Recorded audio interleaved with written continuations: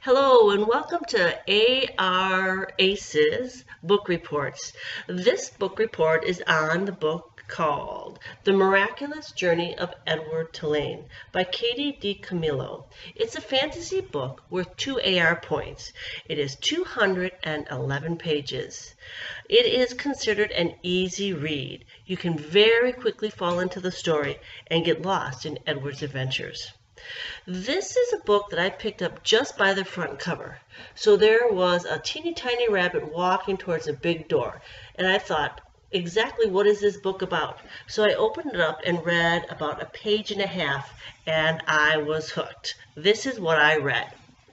Once, in a house on Egypt Street, there lived a rabbit who was made up almost entirely of china. He had china arms and china legs, china paws and a china head, a china torso and a china nose.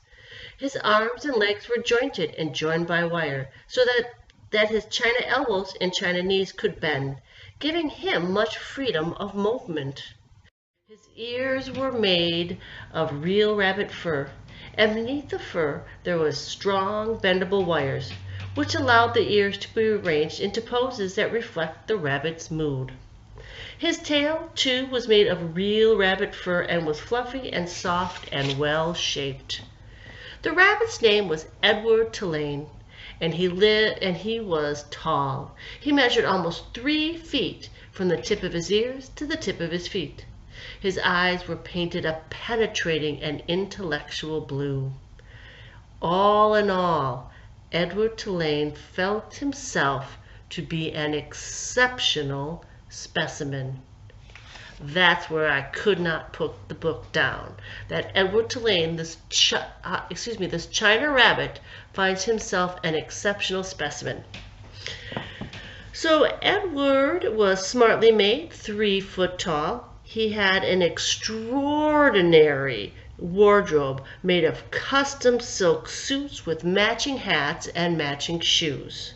His owner, Aberdeen, loved him dearly and dressed him every morning and took him to dinner. The story is about Edward's journeys. Edward had a wonderful and pampered life. He loved himself more than anyone, even his little girl, Abilene. Pellegrina, Abilene's grandmother, grew tired of Edward loving himself first and foremost. She shared her disappointment with Edward through a story of a self-centered princess. Edward didn't seem himself at all in Pellegrina's story. The next day, as the family traveled by boat across the ocean, Edward fell overboard. This is where Edward's journeys begin. This is on the ocean floor.